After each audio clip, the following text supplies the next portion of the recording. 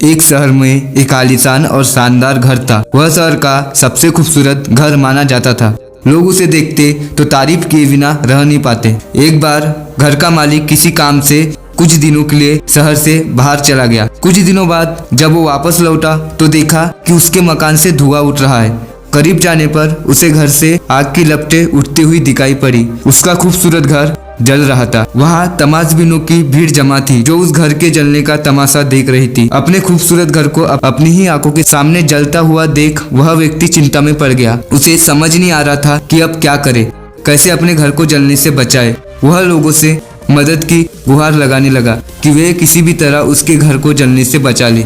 उसी समय उसका बड़ा बेटा वहां आया और बोला, पिताजी घबराइए मत, सब ठीक हो जाएगा। इस बात पर कुछ नाराज होता हुआ पिता बोला, कैसे ना घबराऊं, मेरा इतना खूबसूरत घर जल रहा है। बेटे ने उत्तर दिया, पिताजी माफ कीजिएगा, एक बात मैं आपको अब तक नहीं बता पाया था। कुछ दिनों पहले मुझे इस घर के लिए एक बहुत बढ़िया खरीदार मिला था। उसने मेरे सामने मकान की कीमत की 3 गुनी रकम का प्रस्ताव रखा। सौदा इतना अच्छा था कि मैं इनकार नहीं कर पाया और मैंने आपको बिना बताए सौदा तय कर लिया। ये सुनकर पिताजी की जान में जान आई। उसने राहत की सांस ली और आराम से यूं खड़ा हो गया जैसे सब कुछ ठीक हो गया हो। अब वह भी अन्य लोगों की तरह तमाशबीन बनकर उस घर को जलते हुए देखने लगा। तभी उसका दूसरा बेटा आया और बोला, पिताजी हमारा घर जल रहा है और आप है कि बड़े आराम से यहाँ खड़े होकर इसे जलता हुआ देख रहे हैं, आप कुछ करते क्यों नहीं?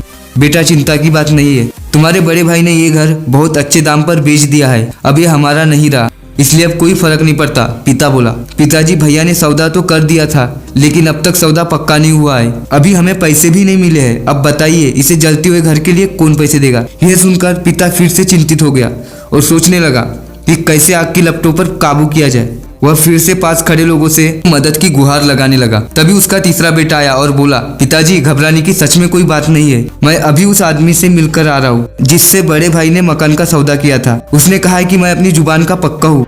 मेरे आदर्श कहते हैं कि चाहे जो भी हो जाए मैं अपनी जुबान पर कायम रहना चाहिए, इसलिए अब जो हो जाए, जबान दी है तो घर जरूर लूंगा और उसके पैसे भी दूंगा। और घर को जलते हुए देखने लगा। दोस्तों, एक ही परिस्थिति में व्यक्ति का व्यवहार अलग अलग हो सकता है और यह व्यवहार उसकी सोच के कारण होता है। उदाहरण के लिए जलते हुए घर के मालिक को ही लीजिए। घर तो वही था जो जल रहा था, लेकिन उसके मालिक की सोच में कई बार परिवर्तन आया और उस सोच के साथ उसका व्यवहार भी बदलता गया।